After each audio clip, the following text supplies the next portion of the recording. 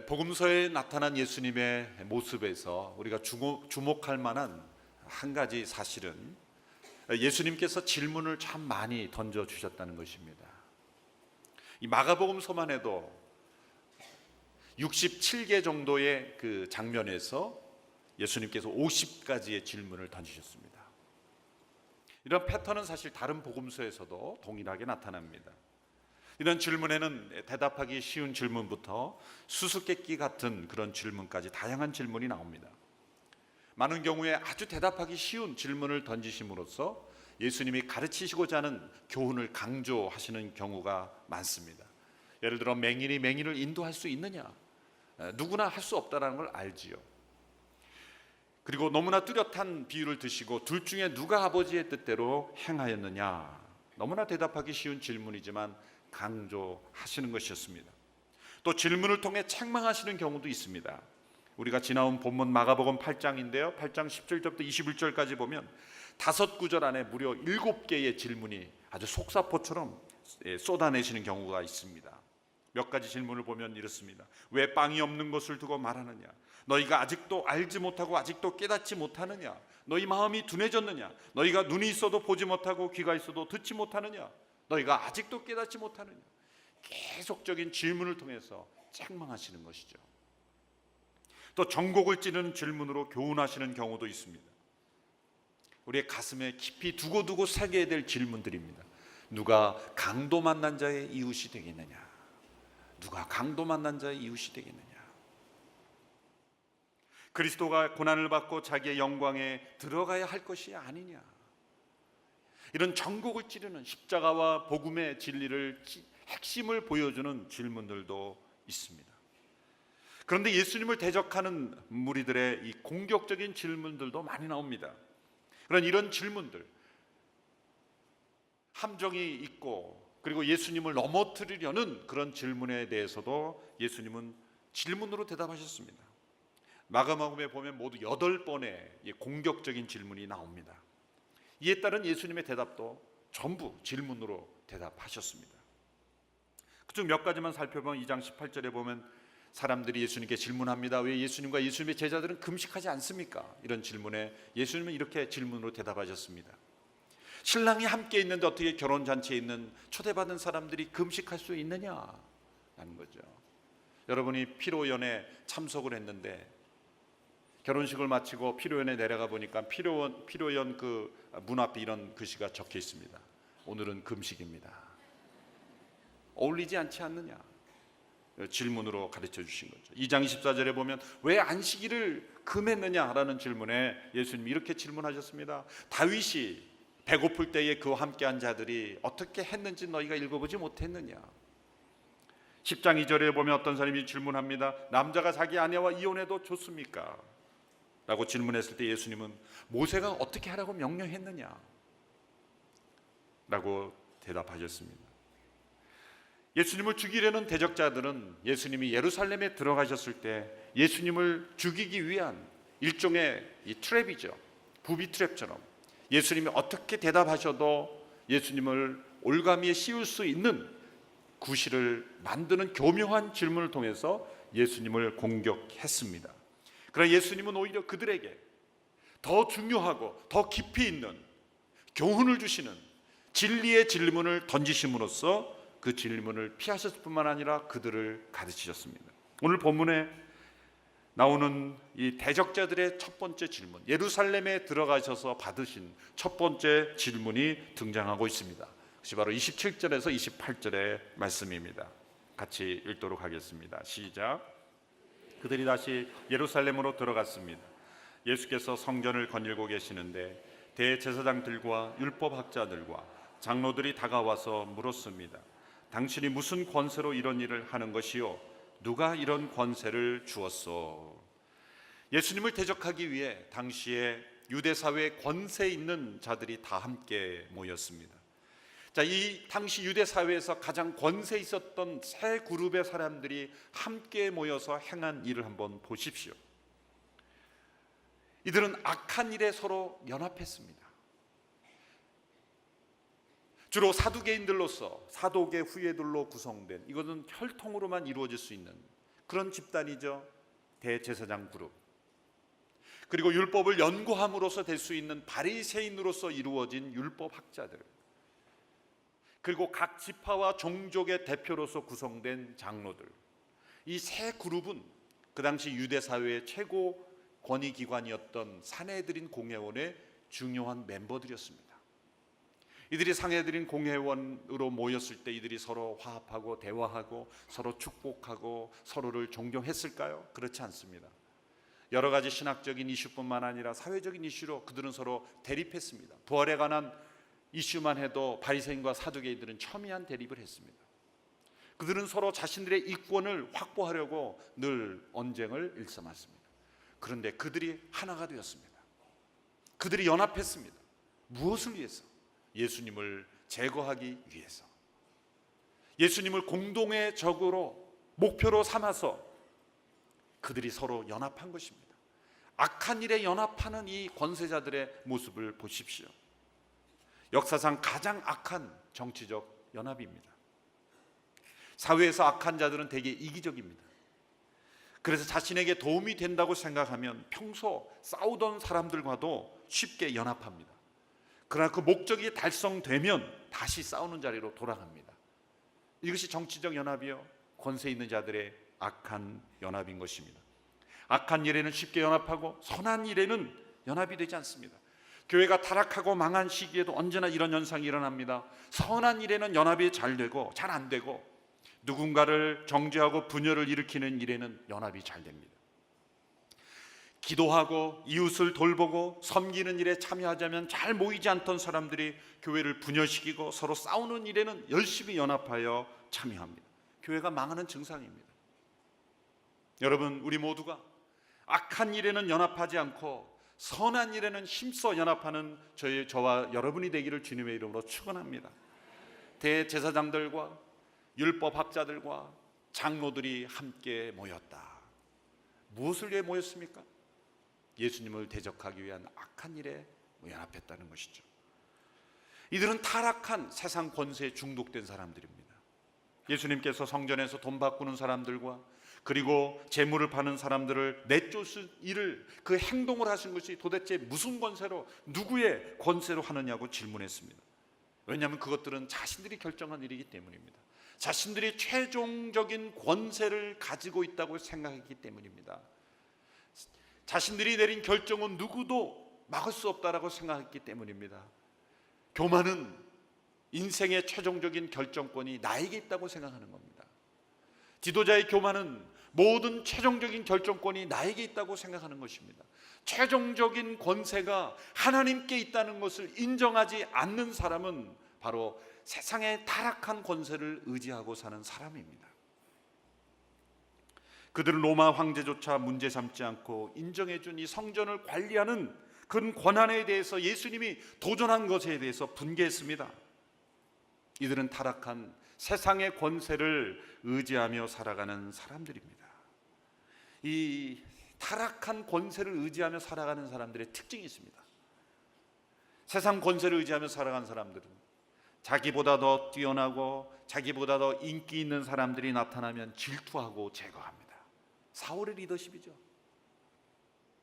사울이 죽인 자는 천천히요, 다윗이 죽인 자는 만만이라는 소리가 들려왔을 때 사울의 눈은 질투의 눈으로 변했습니다. 그린 아이라 그러죠. 녹색 눈으로 바뀐다는 거죠. 그는 다윗을 제거하려고 했고, 그는 자신의 권세를 지키려는데 자신의 모든 에너지를 쏟았습니다. 어쩌면 이 세상의 권세자들이 어떤 일에 자신의 에너지를 많이 쓰는가를 한번 보십시오. 자신의 대적자가 될 수 있는 사람을 제거하고 흠집내고 무너뜨리려는데 자신의 에너지를 많이 사용합니다. 겉으로는 점잖은 척 이렇게 질문했습니다. 누가 부여한 권세입니까? 누구의 권세냐고 질문했지만 그들의 속에는 질투심과 악한 탐심과 자존심과 헛된 교만과 하나님의 권세를 인정하지 않는 인간의 어리석은 교만이 숨어 있었던 것입니다. 이처럼 세상적인 권세를 의지하는 사람들은 모두 자신의 배경, 백그라운드를 의지하고 과시합니다. 대제사장들은 사독의 후예라는 신분을 의지한 것이죠. 율법학자들은 그들이 쌓아온 율법 지식을 의지한 것입니다. 장로들은 각 종족과 지파의 대표라는 혈통을 의지한 것입니다. 세상적인 권세에 의지하면 진정한 권위는 사라지게 되는 것입니다. 권위의 주인이신 하나님을 모르는 사람이 권세를 잡으면 이처럼 악한 일의 하나가 되는 무서운 권력이 되는 것입니다. 예수님이 십자가로 향하심으로 세상 권세에 사로잡힌 사람들의 정체가 드러난 것입니다. 자, 이들이 한 질문을 보십시오. 이들이 한 질문은 사실은 예수님께 이들이 질문을 던졌지만 사실은 그들 자신이 들어야 할 질문입니다. 이들이 한 질문을 보십시오. 누구의 권세로, 어떤 권세로 이런 일을 하는 것인가? 이런 질문은 그들이 들어야 될 질문이었습니다. 만민이 기도하는 하나님의 집으로 세워진 성전에서 강도의 구열로 만든 일들, 도대체 당신들이 어떤 권세로 이런 일을 행하는가? 누구의 권세로 이런 일을 행하는가?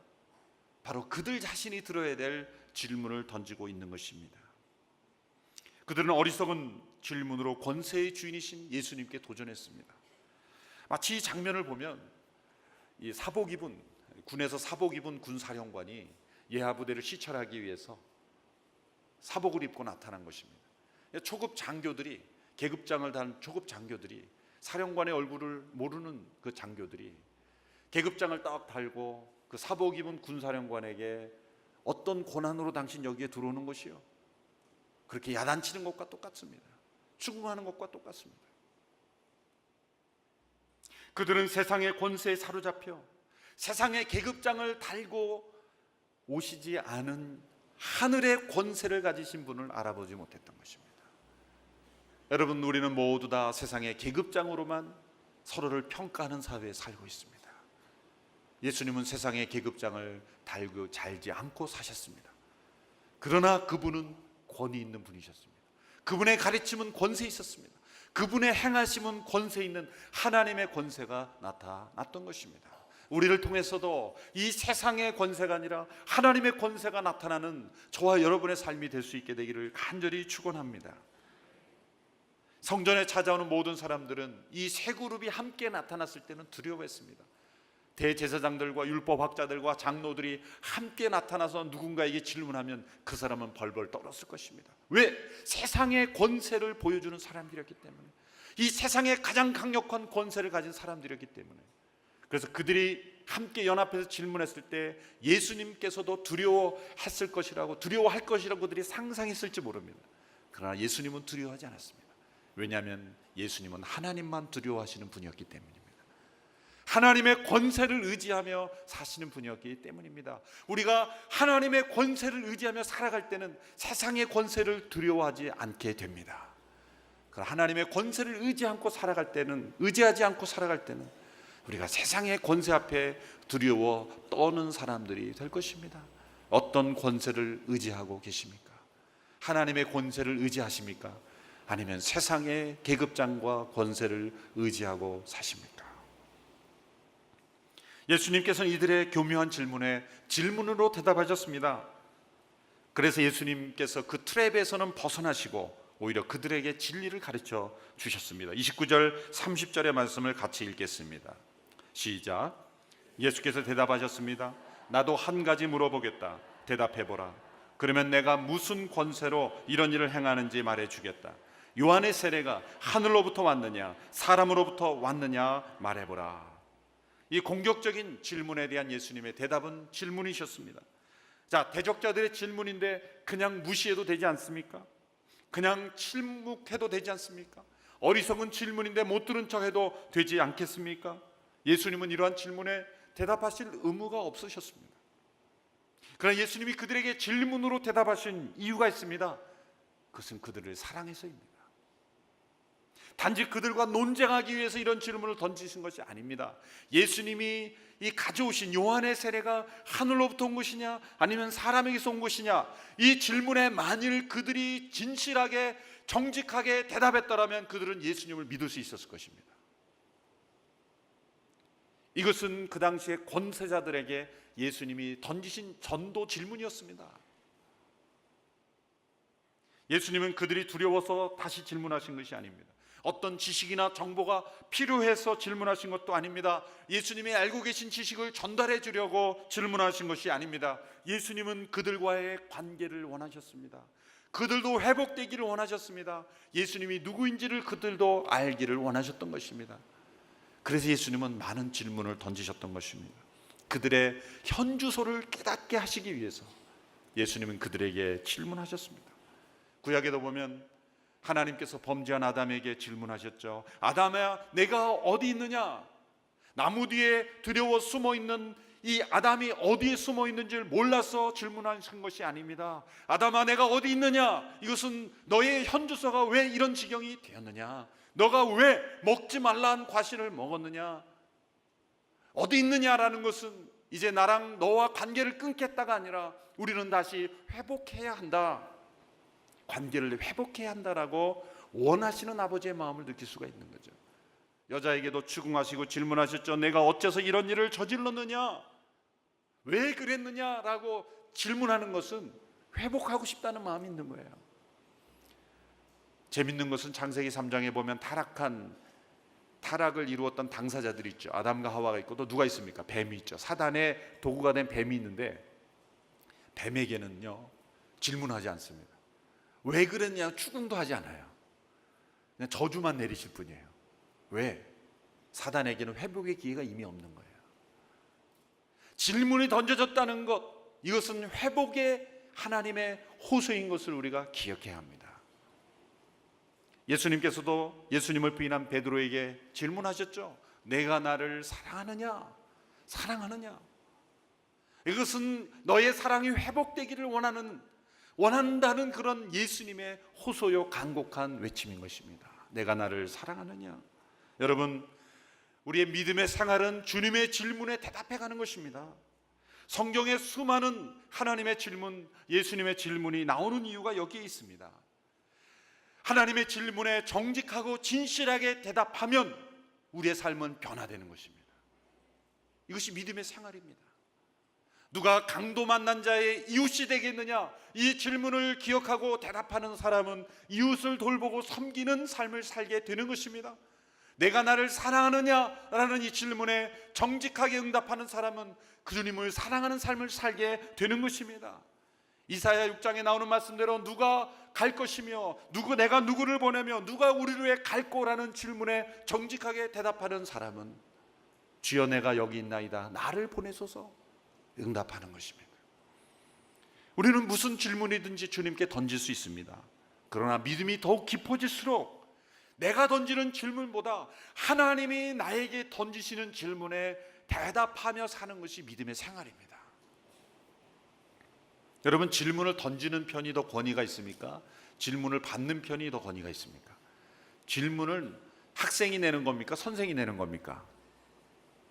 어떤 초등학교 1학년 학생이 학교에 갔다 와서 엄마한테 그랬다는 겁니다. 엄마, 난 학교 안 갈래요. 왜 그래? 우리 선생님 너무 무식해. 아니, 왜 선생님 무식할 리가 있냐 그랬더니, 왜 그렇게 생각을 했더니, 선생님 모든 것을 나에게 다 물어보시잖아. 하나님이 무식하셔서 우리에게 질문하시는 것이 아닙니다. 우리에게 깨닫게 하시기 위해서, 우리가 하나님의 길로 가게 하기 위해서 우리에게 질문하시는 것입니다. 우리가 내는 질문에 우리는 하나님이 대답하셔야 된다고 그렇게 생각합니다. 고난당할 때, 힘들 때, 인생의 문제가 풀리지 않을 때 하나님 왜 대답이 없으십니까? 라고 하나님 앞에 부르짖지만 하나님은 우리의 질문에 다 응답하실 필요가 없으신 분이에요. 그런 의무가 없으십니다. 만일 우리가 드리는 질문에 하나님이 다 응답하셔야 되면 하나님은 천지를 주관하시는, 나의 삶을 주관하시는 주관자가 아니죠. 내가 주관자죠. 많은 경우에 하나님은 대답하지 않으실 것입니다. 그리고 우리에게 오히려 질문하실 것입니다. 욥의 인생을 보면 욥이 극심한 가운데 한탄하면서 많은 질문을 던졌습니다. 여러분, 우리말 성경이 좋은 게 이 퀘스천, 물음표를 다 넣어놨어요.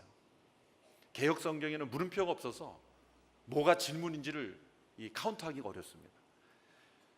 그래서 제가 이 욥기를 다시 한번 살펴보면서 이런 각도에서 보니까 욥이 얼마나 많은 질문을 던졌는지 몰라요.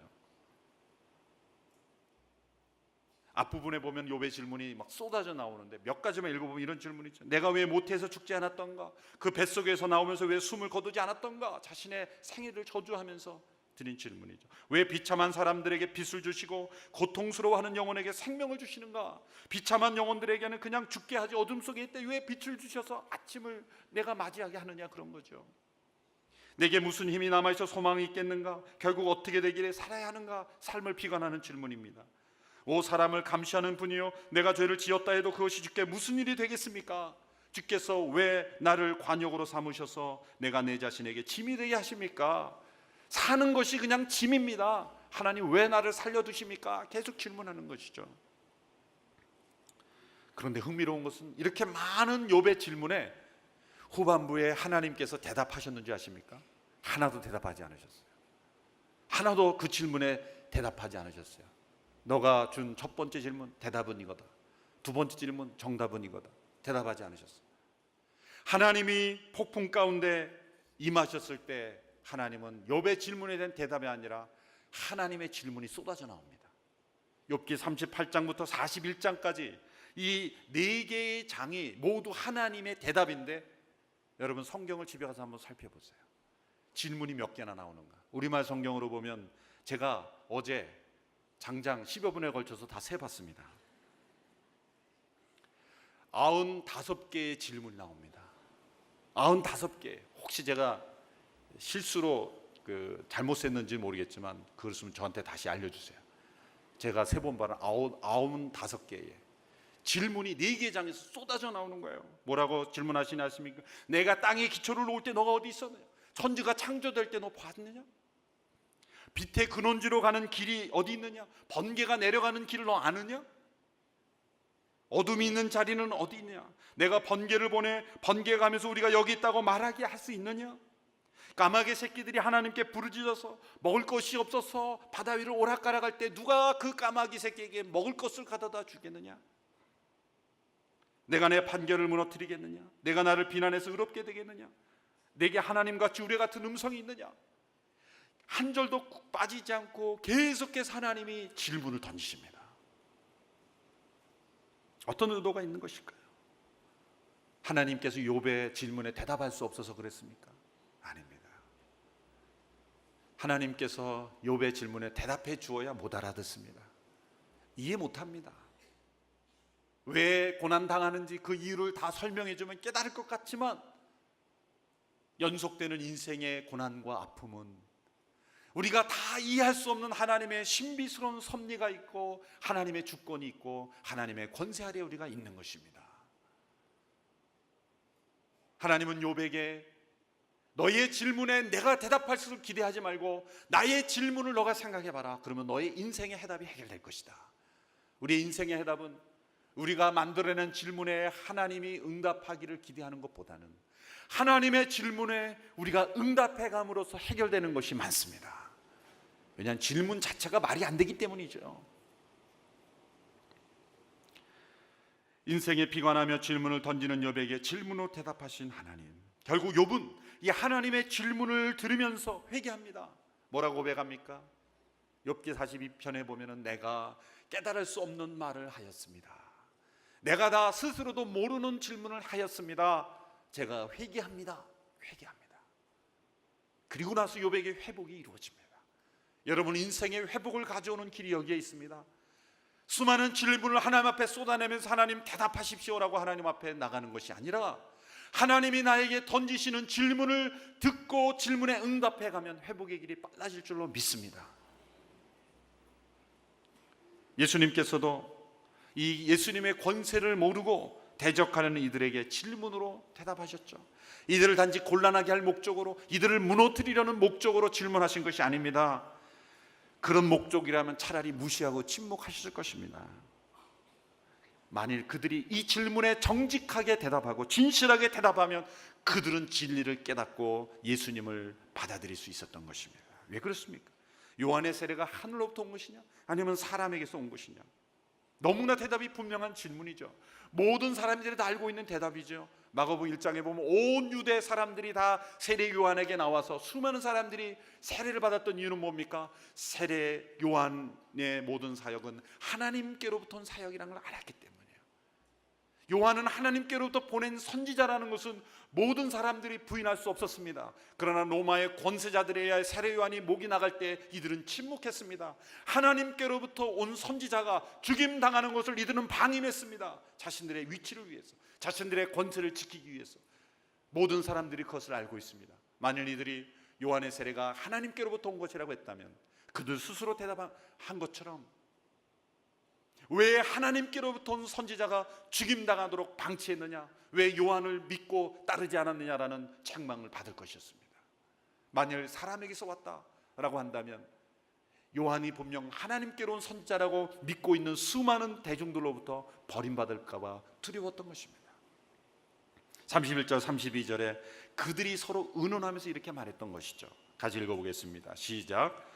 그들은 자기들끼리 의논하며 말했습니다. 만약 우리가 하늘로부터 왔다라고 하면 저 사람이 그러면 왜 요한을 믿지 않았느냐 할 것이다. 그렇다고 해서 사람으로부터 왔다라고 할 수도 없지 않은가. 많은 사람들이 요한을 진정한 예언자로 믿고 있었기 때문에 그들은 백성들이 두려웠던 것입니다. 그들은 예수님의 질문에 정직하게 대답하지 못했습니다. 왜 그렇습니까? 세례 요한이 이렇게 예수님을 소개했죠. 나는 물로 세례를 주지만 내 뒤에 오시는 이는 성령으로 세례를 줄 것이다. 나는 그의 신들매를 풀기에 합당치 않은 사람이다. 보라, 세상 죄를 지고 가는 하나님의 어린 양이다. 세례 요한이 분명히 예수님을 메시아로 증거했기 때문에 만일 요한의 세례를 인정하면, 정직하게 대답했다면 그들은 예수님의 권세를 인정해야만 하는 것입니다. 그러나 그들은 알면서도 서로 의논했습니다. 왜 의논했겠습니까? 그것을 정답을 몰라서 의논한 것이 아니라 어떻게 하면 정답을 말하지 않고 빠져나갈 수 있을 것인가 의논한 것입니다. 그래서 그들이 내린 결론은 뭡니까? 우리가 이렇게 답하기로 결정합시다. 잘 모르겠다. 불가지론자의 대답이죠. 잘 모르겠다. 비겁하고 정직하지 못하고 진실하지 못한 대답이죠. 정답을 알면서도 그들은 정답을 회피했습니다. 왜 그랬습니까? 자신들의 권세를 지키기 위해서. 33절에 보십시오. 그래서 그들은 예수께 잘 모르겠소라고 대답했습니다. 예수께서 말씀하셨습니다. 그렇다면 나도 무슨 권세로 이런 일을 하는지 너희에게 말하지 않겠다. 그들은 회복할 수 있는 길을 놓쳐버렸습니다. 예수님이 십자가로 가시기 전에 마지막 그들에게 전도한 것입니다. 요한의 세례가 하늘로부터 온 것이냐 땅에서 온 것이냐. 정직하게 대답했더라면 그들은 예수님의 권세를 인정하는 길로 나갔던 것입니다. 우리가 예수님의 질문에 정직하게 대답하면 우리의 영혼이 살아나고 하나님과의 관계가 회복됩니다. 그러나 예수님의 이 명백한 질문 앞에서 잘 모르겠다라고 대답하면 하나님께서도 우리의 질문에 대답하시지 않습니다. 하나님의 대답을 얻기 원하십니까? 하나님의 질문에 먼저 대답해 보십시오. 지난주에 우리의 기도에 하나님의 응답이 없는 이유는 하나님의 기도에 응답하지 않기 때문이다라는 말과 같이 연결되어 있는 것입니다. 왜 우리가 하나님께 던지는 많은 질문에 하나님의 응답이 없습니까? 하나님은 나의 질문에 먼저 대답해 보라. 그러면 그것이 곧 응답이다 라고 하나님은 말씀하시는 것입니다. 이 세상은 권세 다툼으로 가득 차 있습니다. 누구의 권세가 더 큰 권세인가? 심지어 하나님 앞에서도 자신의 권세를 내세우기도 합니다. 자신이 원하는 길이 열리지 않을 때 하나님 앞에 질문하고 따집니다. 고난당할 때 욥처럼 하나님 앞에 불평하고 질문을 던집니다. 나의 기득권을, 나의 욕심을 채워지지 않는 것을 하나님 탓을 하면서 하나님께 질문합니다. 하나님보다 더 높은 권세를 가진 존재처럼 하나님을 대적하고 질문합니다. 하나님이 반드시 대답하셔야 되는 것처럼 질문합니다. 그러나 하나님은 우리에게 반드시 대답하셔야 될 의무가 없으십니다. 왜냐하면 하나님이 권세자이기 때문에, 하나님이 주관자이시기 때문에, 하나님이 모든 열방과 우리 개인의 인생을 다스리시는 분이기 때문에 하나님 우리의 질문에 다 응답하실 책임이 없으십니다. 그러나 우리가 하나님의 질문에 날마다 대답해가면, 하나님의 주권을 인정하고 하나님의 권세를 인정하고 하나님의 섭리하심 앞에 나의 삶을 내려놓고 말씀을 통해 주시는 이 수많은 하나님의 질문에 정직하고 진실하게 응답하게 가면 풀리지 않았던 인생의 질문들이 하나씩 하나씩 풀리게 될 것입니다. 욥처럼 회복되는 역사도 있을 것입니다. 우리가 해결할 수 없는 많은 인생의 문제도 하나님의 권세로 하나님의 섭리하심으로 해결되는 응답을 얻게 될 것입니다. 이러한 놀라운 축복의 삶, 이러한 믿음의 삶, 이러한 믿음의 삶을 날마다 누려가시는 저와 여러분 되기를 주님의 이름으로 축원합니다.